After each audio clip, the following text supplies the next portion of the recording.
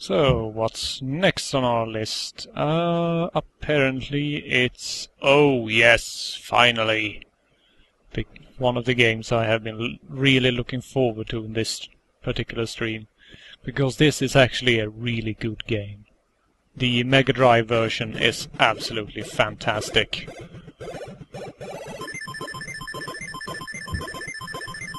The Kremlin. I have some really good memories of this game. It was actually the very first Mega Drive game I ever played at one of my friends' places, and oh my god, it is amazing. First, let us select our co-pilots.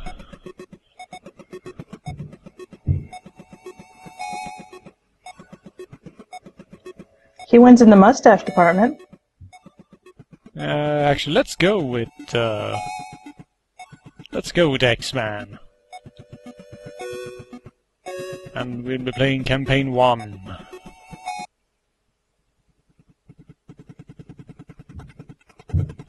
Let's see if anyone can figure out which armed conflict this game's based on. Vietnam! Vietnam! No, that's Young Strike. The War of 1812. I would have loved to pilot a Apache gunship during the War of 1812, honestly.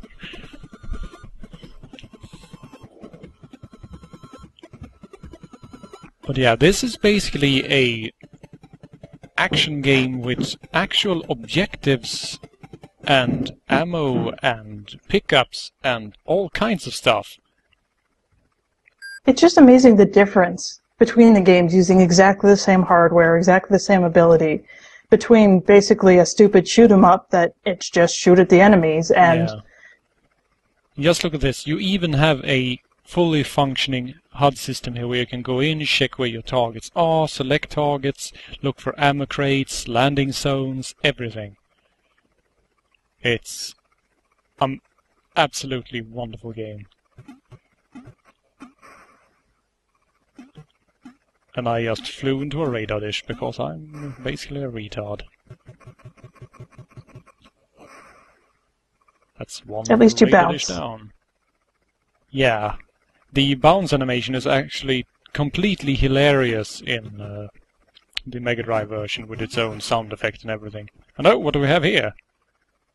An MIA. Let's pick him up. Come on, lad. There you go. And once you have picked someone up, you can fly over to the landing zone and drop them off, and that gives you an armor refill. So you are actually rewarded for saving American soldiers as well. Now, can you hold multiple people at once, or is it just one passenger? You can hold multiple people at once as well. You also have 3 different weapons. You have a auto-tracking machine gun, which basically locks on the closest enemy available. You have Hydra rockets and Hellfire missiles. This is an incredibly awesome game. Yeah. Honestly, I am looking forward to starting a Mega Drive thread someday in the future, just so I can play the Strike games. Because, wow, they are some of the prettiest and most brilliantly made games on the entire system, seriously.